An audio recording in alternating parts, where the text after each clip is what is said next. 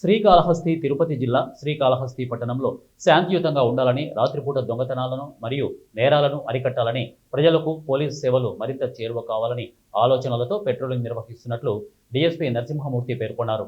శనివారం రాత్రి పట్టణంలోని పలు సమస్యాత్మక ప్రాంతాల్లో శ్రీకాళహస్తి పోలీసులు పెట్రోలింగ్ నిర్వహించారు.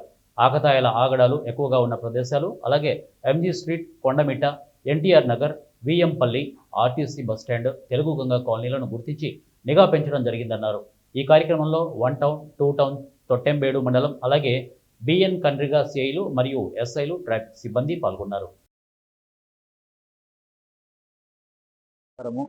ఈరోజు శ్రీకాళహస్తి పట్టణం నందు మా డిఎస్పీ గారి ఆధ్వర్యంలో 1 టౌన్, 2 టౌన్, తొట్టంబేడు, బిఎన్ కండ్రిగా మొదలగు అధికారులతో తమ సిబ్బందితో సహా ఈరోజు శ్రీకాళహస్తి పట్టణం నందు ముఖ్యమైనటువంటి విధులు మరియు మారుమూల ప్రాంతాల్లో కూడా పోలీస్ గస్తీ నిర్వహించడం జరిగింది.